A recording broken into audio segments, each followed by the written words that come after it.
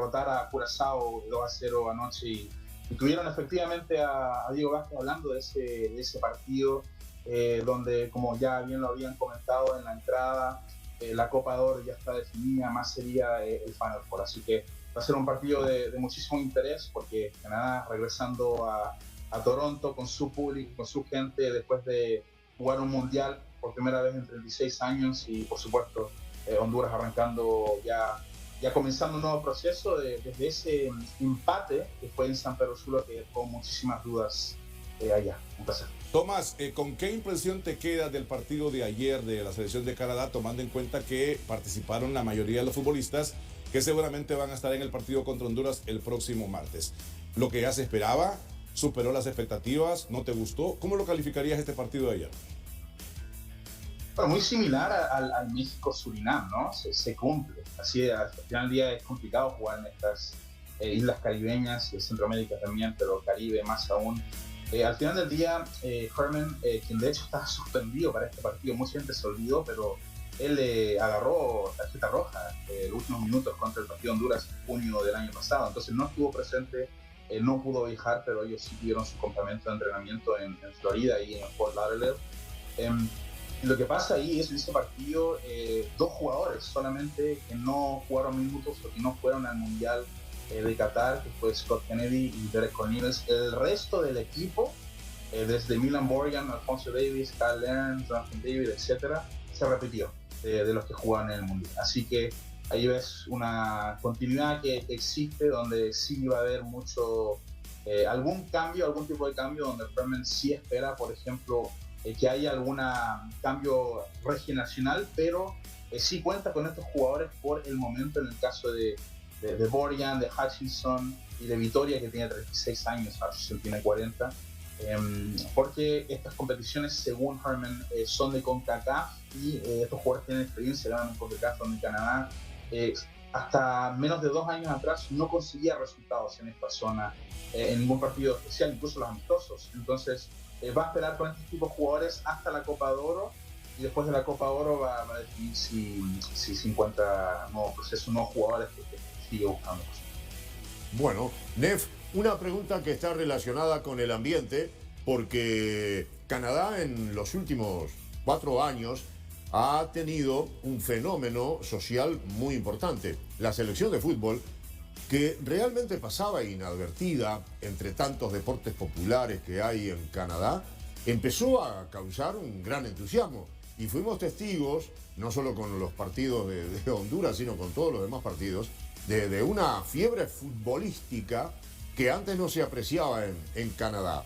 ¿Subsiste, se mantiene o el Mundial retrajo de nuevo el interés popular? Una pregunta muy importante. Te diría que en el caso de Canadá sí habría un mundial, ayuda muchísimo. La mitad del país de Canadá nació en algún otro lado, más del 50% de hecho. Entonces es un país hecho por inmigrantes, construido por inmigrantes. Y eso hace que el fútbol sí sea popular. Por ejemplo, juveniles, lo juegan muchos chicos jóvenes y chicas jóvenes también. Ahora, el tema es el siguiente que les voy a conversar.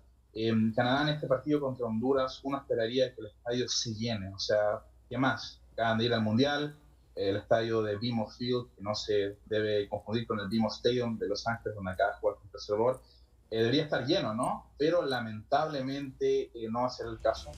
Si tú entras hoy en día a ticketmaster.com, el segundo nivel de gradas del estadio ha sido cerrado, y las entradas, los boletos para acceder a este partido están carísimos. $60, $50, $70, prácticamente precios para ir a ver un Canadá-Estados Unidos, un Canadá-México. Incluso si tú comparas hoy en día con ese tipo de boletos, de precios de ligas top 5 de Europa, también está el mismo, un concierto, un partido de NBA, un partido de los Toronto Blue Jays en la Major League Baseball.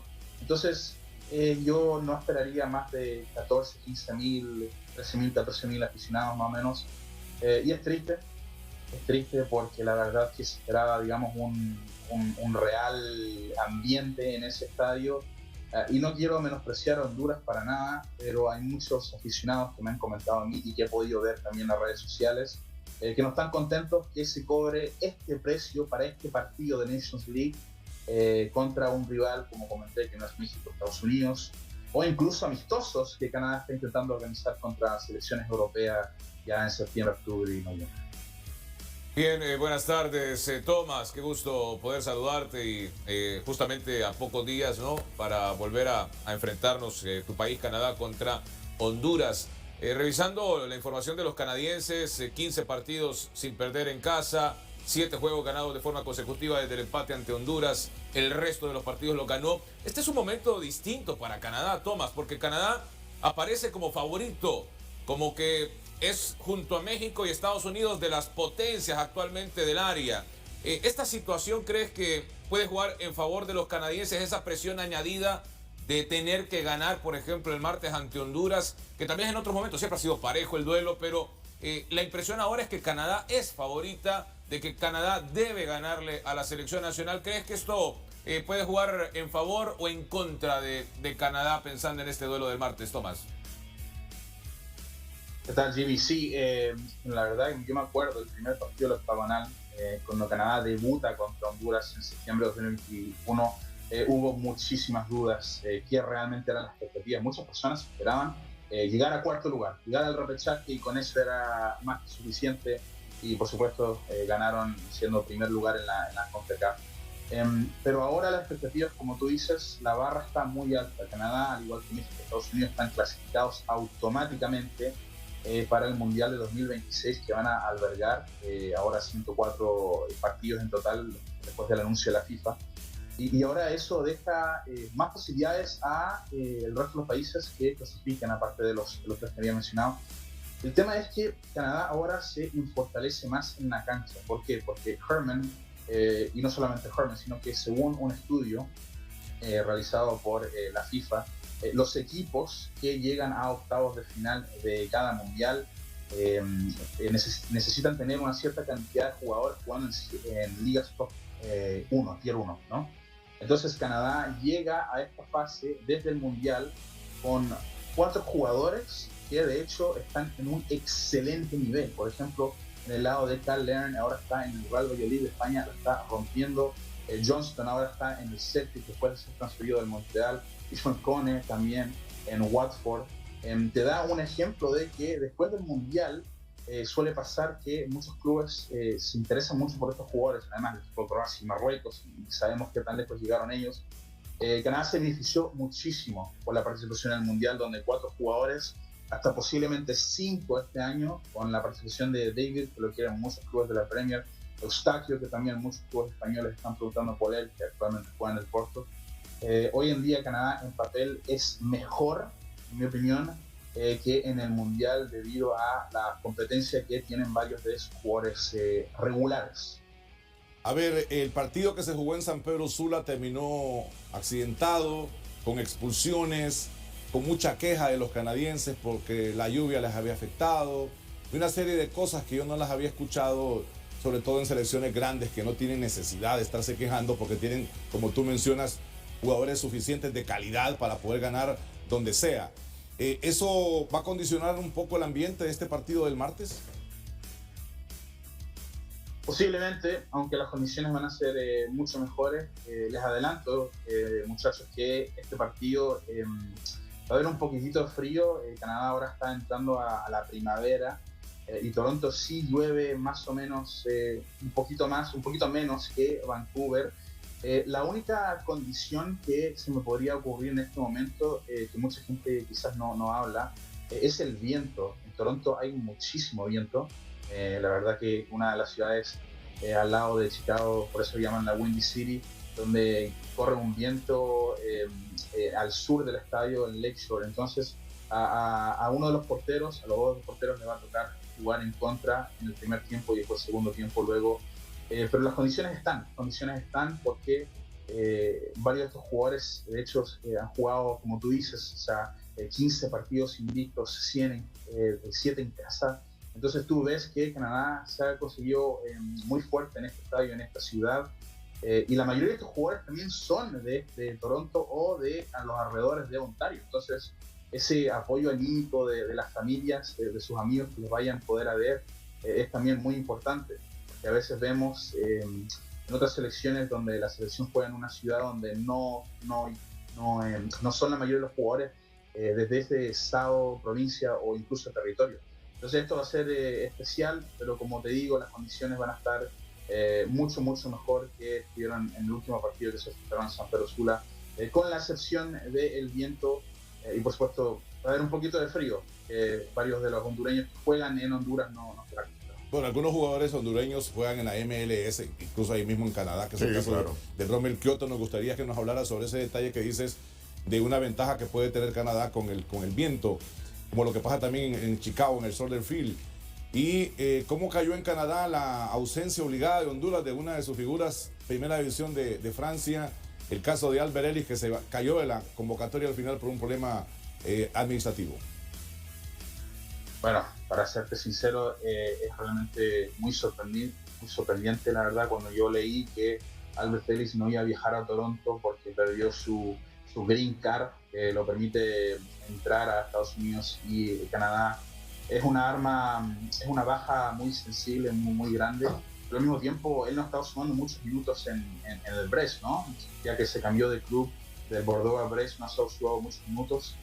Aunque Herman sí habló la última conferencia de prensa que tuvo en junio del Chocolosano, por ejemplo, de Ellis y de Kyoto, que son las principales armas de la H.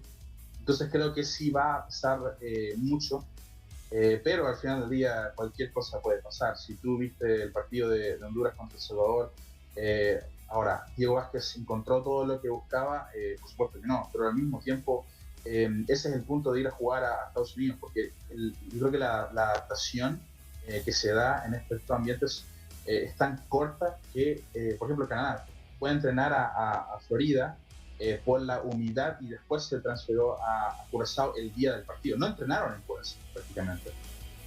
Aún así, Ellis sí es una pieza importante. Incluso no me sorprendería para nada que Jonathan David, jugador que juega en Lille, en la liga francesa, y los compañeros del Montreal, del CF Montreal, que juegan con Kyoto, le están avisando a Herman qué esperar de ellos prácticamente, porque Canadá, la Federación Canadiense ha invertido muchísimo en lo que es tecnología de video. Ellos analizan muchos partidos, no solamente de selecciones, pero también de clubes, así que no me esperaría mucho que ahí se están intercambiando algún secreto, en especial sobre Kyoto, que lo tienen bastante cerca. Tomás, tú que conoces profundamente, digamos, el fútbol de Canadá, seguramente tras el juego de ayer ante Curazao, ¿tenés algún punto de vista con respecto a la alineación? En función de los 11 titulares y de algunos cambios, ¿tú piensas que Herman pudo haber cuidado algunas piezas pensando en el partido del martes con Honduras? Yo digo no, porque prácticamente jugó sus mejores jugadores. Con la excepción de Johnston y Kamal Miller, que están ahora lesionados. Y lamentablemente en el caso de Upo, que juega también en Francia, en Troyes, se tuvo que bajar. Pero aparte de eso, ya está el titular. O sea, la única excepción sería Kennedy y Cornelius, que había mencionado antes, que fueron jugadores que tienen 9, 15 partidos actualmente jugados.